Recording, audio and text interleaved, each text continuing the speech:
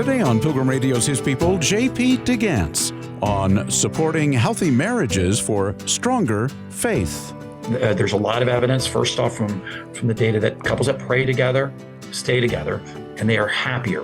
So in that 10-minute check-in, starting with appreciation and then asking our spouse, what can I pray for you? Closing that time, 10 minutes together, that you invite to prayer together. I think it's a great habit for us to develop a prayer life. I think it's important for us to have a life of prayer individually on our own. It's important for us to have a prayer life as a family, when we have children, but it's also actually super important for us to develop a prayer life together. JP De Gance next. Co-authors John Van Epp and J.P. De Gance believe the decline of marriage and family stability in the United States is closely connected to declining religious faith and church participation. In their book, Endgame, the Church's Strategic Move to Save Faith and Family in America, they contend broken family structures weaken people's openness to Christianity, especially among younger generations. Spencer Dalke is with J.P. De Gance. As we kind of look at your work with Communio, I was curious if you could tell us a little bit about the story behind the organization. For some reason, I get the impression you just kind of popped up out of nowhere, but I just assume that's true. Yes. Yeah, no, that's right. The origin story, I came to Washington, D.C. like a lot of young people who come here idealistically trying to save the world by focusing on politics. And my parents loved the Lord and inspired me on the life issue. I came to D.C.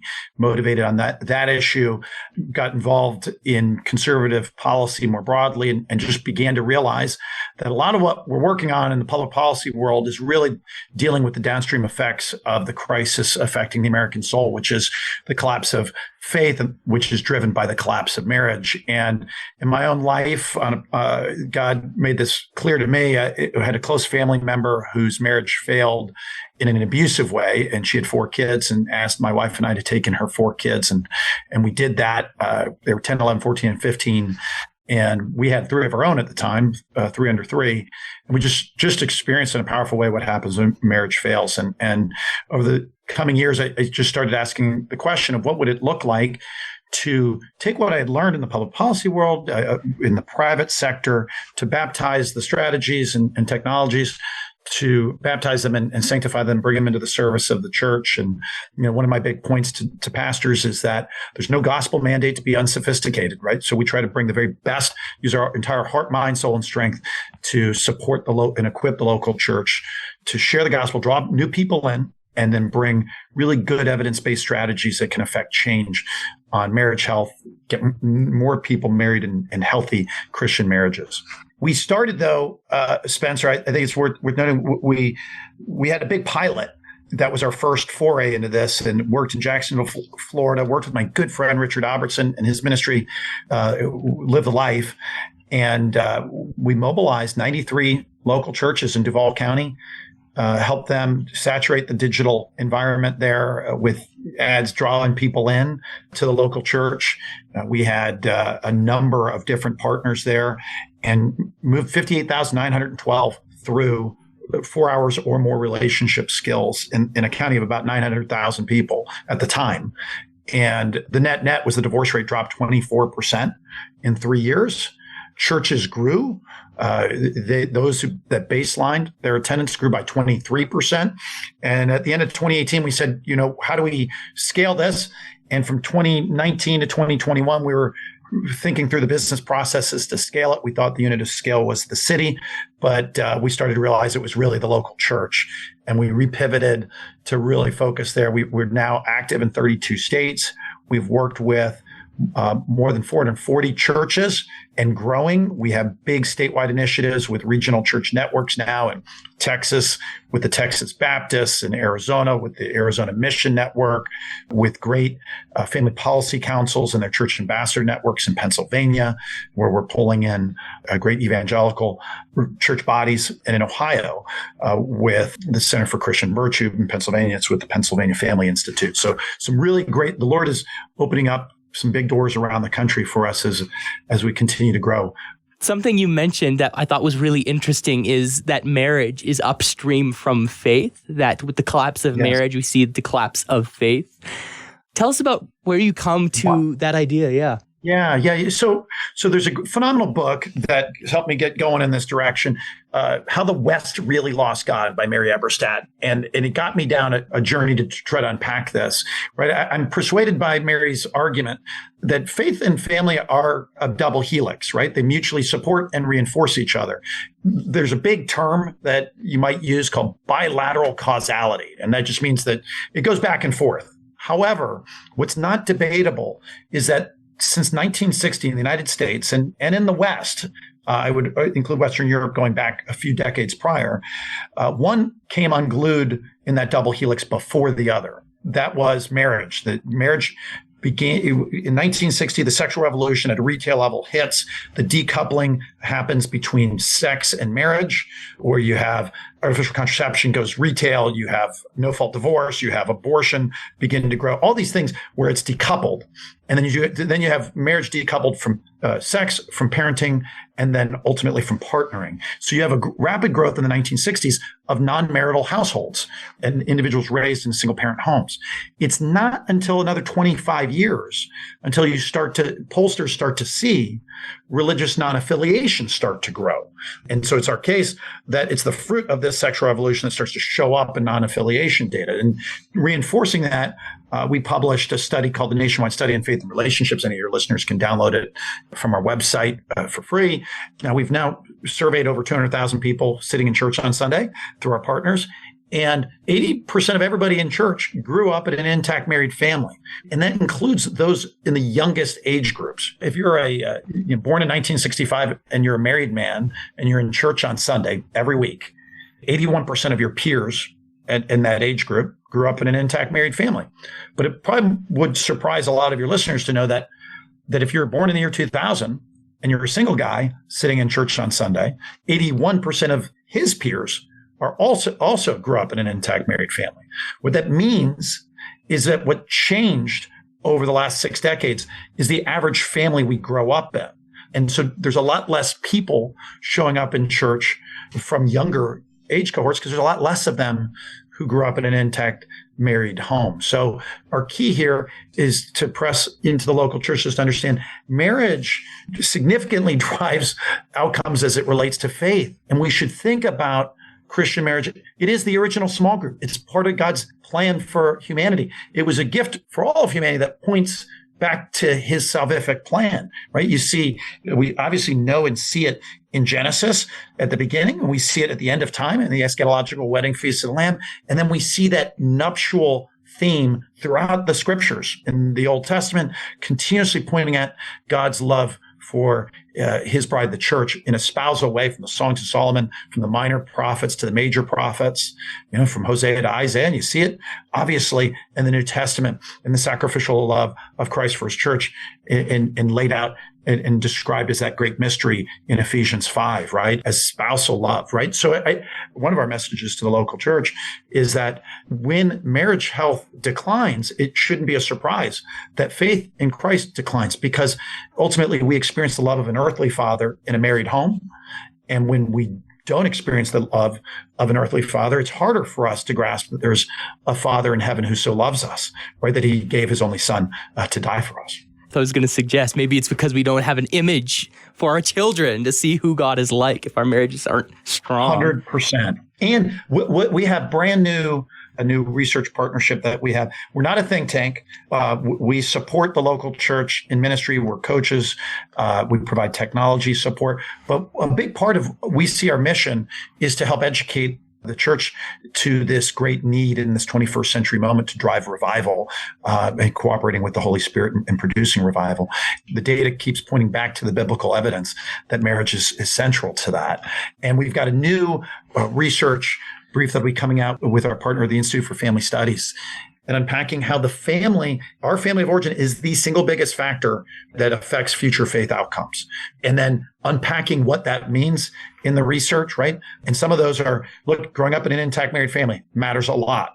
And then as an adult, can you look back in your childhood and say, did you have a good or warm relationship with your mom, a good and warm relationship with your dad? And then did you go to church regularly with them? And then did you have open conversations that encouraged your Christian faith? Those 4 norms dramatically increase the likelihood of someone growing up to choose to follow Jesus and have faith in him. So if the church becomes a hub for healthy relationships and healthy marriage, I truly believe, one generation of Christian marriage well lived will transform and change the world. Just for the sake of like pushing back a little bit, I don't disagree, but I can't also help but think Paul talks about, I wish people were like me and single so that we could focus on the kingdom of God. So yes, where does that factor into the discussion? It's elsewhere described as our Lord, Jesus calls it, eunuchs for the kingdom. The reality is, and we use this in our coaching with churches, right? Marriage is the most common path to grow in holiness. It's not the only one.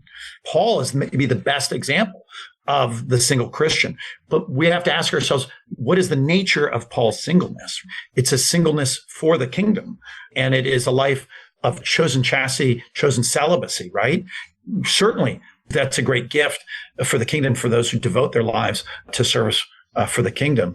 But that's a rare path. And in the most common path is the married path to image Christ's love for the church. Paul, even in his singleness, in his chosen life, I would argue biblically, he's pointing to the heavenly Jerusalem, right? His singleness is pointing to the wedding feast to the Lamb. And so even in that, it's foregoing it for the future marriage, right? So in either case, marriage is key.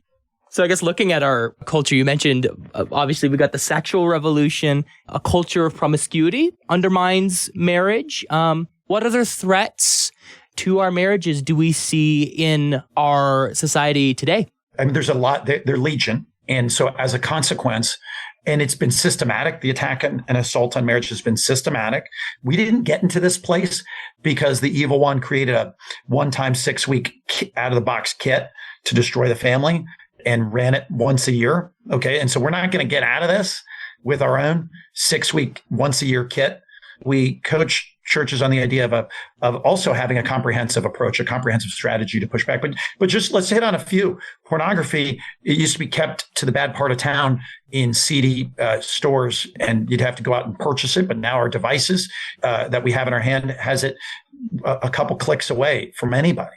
And in many ways, the digital revolution of 2012 with the smartphone has led to the proliferation, even before that, but then since that, the proliferation of pornography. So how are we equipping our young people on this? This includes young women. The terrifying thing, there's a great book for anybody interested in diving into this data more called Cheap Sex, The Transformation of Men, Marriage, and Monogamy, written by Dr. Mark Regnerus. And it's a mix of both quantitative and qualitative data. And he notes that young women between the age of 16 and 20 have the same pornography consumption habits of men around the age of 50. So it's still lower than than men and boys in that age group, but very high rates of pornography consumption, even with young women. And so this is changing all sorts of things. It's making it harder and harder for our young people to have a healthy sexual life and marriage.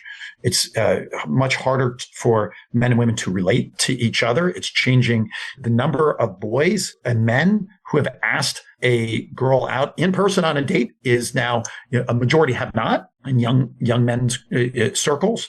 And so as a consequence of all this and many other things, right, you could point out legal challenges. This is not intended to be a systematic explanation of every challenge facing marriage, but obviously there's legitimate concerns around family law that causes some men to be hesitant to enter into marriage.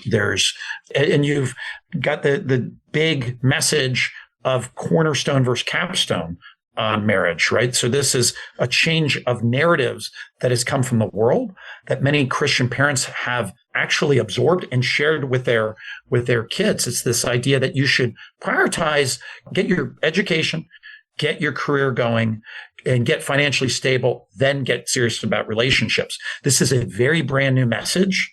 We're talking about it becoming common around the year 2000. And that message is common in the church. I was asked to speak to a group of mostly Christian Ivy League students earlier this year. And I asked all of them, these are conservative Christian, mostly Christian Ivy League students around the March for Life. And I asked them, how many of you have heard from your parents that now's not the time to be in a relationship. Now's the time to buckle down, focus on your studies, get your advanced degree, maybe go get your career going, and then, look around and start to get serious about marriage and relationships. About 70% of that room raised their hands. This is a problem for folks inside the church. However, when we share those kinds of messages, we're increasing the likelihood for every year marriage is delayed in a population. The number of people who never marry goes up proportionately. So it's not just that people are waiting. It's that when they start to look, they can't find those folks. It's important for parents to let their sons and daughters know, don't squander your 20s, be intentional about your relationships. 22 to 26 is a perfectly reasonable age, statistically speaking, and historically normative age to consider marriage. And then learning the skills of having what a healthy spouse looks like, what a healthy marriage looks like, is really something that we can teach our young people, equip them with, so it's not scary and they can dramatically reduce the likelihood of making a bad decision of who to partner up with in marriage. Well, my guest today is JP De Gance. He's author of Endgame, the church's strategic move to save faith and family in America, and of course, founder and president of Communio.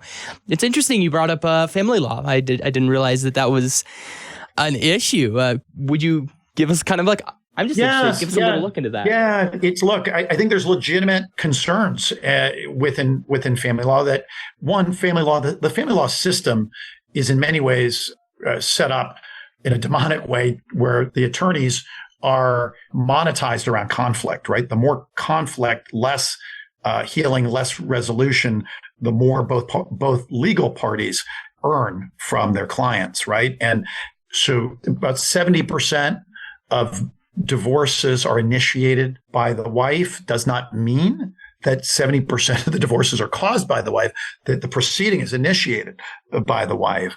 And family law tends to, in many jurisdictions, an individual that initiates can oftentimes, in a sense, legally remove the kids from the other spouse, file for divorce, and then the other partner needs to wait until a hearing to resolve custody. Custody is often not resolved in a 50-50 way. And I point out in this regard, as evidence, in the state of Kentucky, they did a major legal reform of just in a no-fault filing. There is the court has a bias towards 50% time custodialship in a divorce. And that one change, the year after it was followed by a 24% decline in the number of divorce filings in Kentucky. So there is certainly some legal impediments that are hurting the family. And we've gotten to the place in our country where it's oftentimes quicker to get out of a marriage than what used to be a cable contract that you used to have with your cable provider, right? So that ought not to be the case. So certainly I think legitimate concerns there. And I generally push back on folks who want to blame one or the other genders on the crisis in marriage. I think that's a mistake. I think there are problems that come from men that are hurting marriage, but I also think there are problems that come from women that are hurting marriage. The reality is God made us complementary toward each other. There's things that we each need and lack. And so beating up on one or the other disproportionately, I don't think is helpful. I think there's legitimate differences and problems in modern culture affecting men. And problems affecting women. We should be honest about those. We should help protect our young people from those and help facilitate a healthy relationship between the sexes that can lead to better rates of marriage. Oh man, don't even get me started. The wars that even on social media that you see between men blaming women 100%. For, and women blaming men. And oh man. That's what the enemy wants, right? Ultimately, there's literally something biologically lacking in my physiology that my wife has to bring about new humans, right? We need God biologically. We need each other. And so the evil one would love to create an adversarial relationship between us. And sometimes because obviously pastors are by and large men. And so it's easier to be, self-deprecating or to focus on the challenges from our side of the street. I think sometimes the problem within the church is the criticism of the situation where we are in marriage does focus on a sort of self-criticism, which is good as part of the Christian life, but does focus heavily on the challenges facing men, I think, in most churches. And so it can lead to a lack of balance in how we talk about the challenges facing our young people on marriage, because there's certainly increasing, as an example, a major, I think there's polling has showed a major radicalization of young women, where increasingly more extreme liberal views are driving a divide, where young women who hold very liberal views are even saying that they wouldn't date somebody who holds a different set of political views. And that is driving some significant decline in the number of people coupling up and marrying as well, and ought to be talked about in a healthy way. How can men take the lead in actually bringing healing and life and be good gardeners?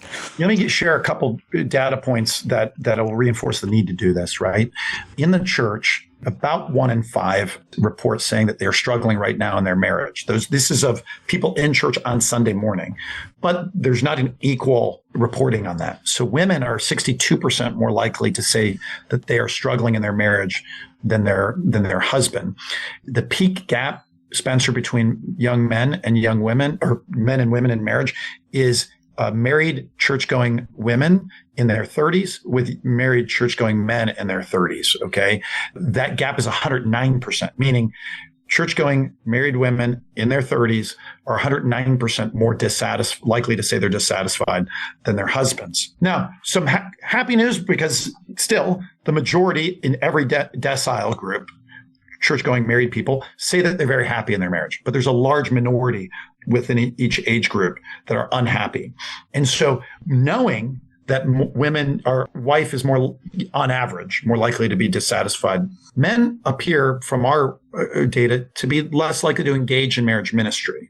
And there's lots of reasons for it. Sort of like, hey, we're fine. Everything's great. I don't understand why anything's wrong. This is how we might be able to lead, for instance, a very concrete way. So as a husband, maybe we should, we ought to initiate activity that will help us grow in health and holiness. That's a key part of our role in the home. And so it might be once a year, we should be prioritizing getting to a marriage class, a marriage retreat, not because there's anything wrong. It's just be normal that we spend the time to invest in our marriage. On this side of the eschaton, we're all works in progress. None of us have maxed out the possible holiness that we can grow in, and that includes our own marriage. So if we've got a great marriage, then we should work on it. We value it. Going to, finding a marriage class, something like Navigating Us, Reengage, the marriage course by Alpha. There's some great stuff out there. I would say initiate as simple as a 10-minute, once a day conversation. Set aside devices, get away from the TV, get away from the computer. Kids are in bed. Spend 10 minutes face to face and have a conversation, not about the budget, not about the errands that need to be run. Initiate that conversation with a simple, what am I appreciative for in my spouse, right? We know in the Christian walk, right, gratitude is a big part, continuously grateful to God for all that we have. Well, we should be bringing that spirituality into our relationship with our spouse.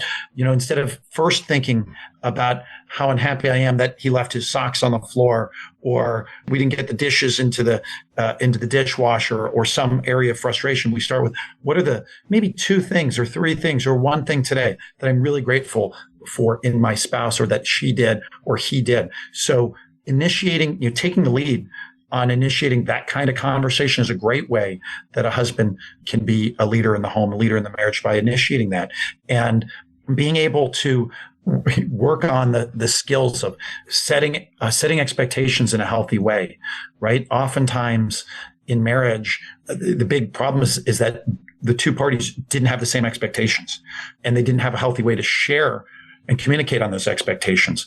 And it leads to frustration and then conflict. And then that conflict isn't resolved in a healthy way. And it's usually not because either one of them is a villain or a bad guy. It's oftentimes, 70 to 80% of divorces are considered low conflict, where there isn't adultery, there isn't substance abuse, there isn't something really irreparable. Okay. And in those situations, those couples oftentimes just need some good coaching to develop and practice the skills. And so I think husbands initiating and taking the lead and not saying no when their wife asks to do something like a class on marriage. I think these are some good steps. I generally discourage most couples who are struggling. Most, not all. The best first step is not counseling. Okay, in counseling, that person is kind of like your Yoda, the person who's going to help you solve your problems and guide you. Okay, most people don't need a Yoda. They need an athletic trainer, somebody who can give some basic coaching and guidance on running and passing or lifting or exercising, but using this analogously for relationships and coaching on the skills of communication, coaching on the skills of conflict resolution, because when people have those skills and they learn them, they usually solve their own problems. Okay. But oftentimes people don't have the skills to do that. And oftentimes we don't grow up in a home where their healthy conflict resolution is modeled and shown when we're kids. That oftentimes can be lacking in people's lives. So those are just some thoughts on how I think husbands can be proactive as leaders on their marriage. And certainly different than what we're told. So it's like, yeah, it's nice to, and you have data. Look, prayer, I don't, and by the way, Spencer, I didn't, obviously I didn't say, which is oftentimes, from my vantage point, should be implied, but I want to state, part of that is also inviting our spouse to prayer. There's a lot of evidence, first off, from the data that couples that pray together, stay together, and they are happier. So in that 10-minute check-in, starting with appreciation, and then asking our spouse, what can I pray for you? Closing that time, 10 minutes together, that you invite to prayer together. I think it's a great habit for us to develop a prayer life. I think it's important for us to have a life of prayer individually on our own. It's important for us to have a prayer life as a family, okay, when we have children. But it's also actually super important for us to develop a prayer life together. Okay, what that looks like. So obviously, and a husband can invite our spouse to prayer. It could be simple. It could be just even a minute together in prayer, and taking that step is a great step toward authentic Christian leadership in the home. How can our church be good support structures for our families?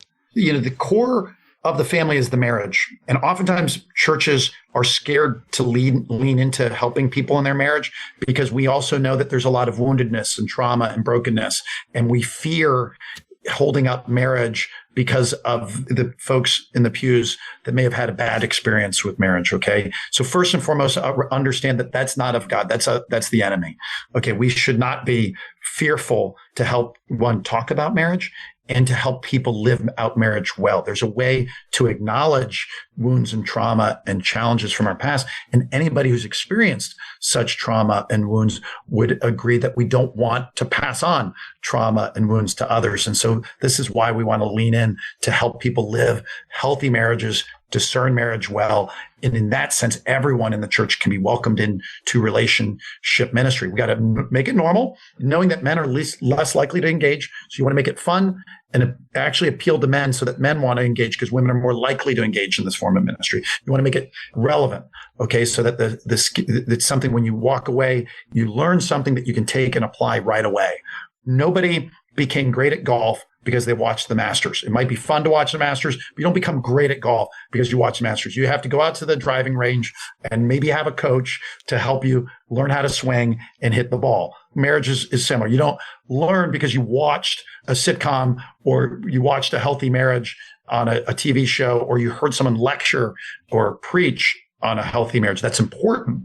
But we have to actually practice the skills, human and spiritual, that helps us to grow in health and holiness in our marriages. And our local church should be a place where people learn the skills and be encouraged, where this is just a place everyone works on their marriage, including the lead pastor, the executive pastor, the leadership team. This isn't something weird for, the small minority of people who are struggling in their marriage. This is a full church. On this side of heaven, we're all a work in progress. If we've got a good marriage, we want to make it great. If we've got a great marriage, we want to make it better. And normalizing that is kind of the most critical thing for the local church to do. You've been listening to His People on Pilgrim Radio. Many thanks to our guest, JP De Gance, co-author along with John Van Epp of Endgame, the church's strategic move to save faith and family in America. Thanks for listening, and I hope you can join us again on Monday at the same time for another edition of His People.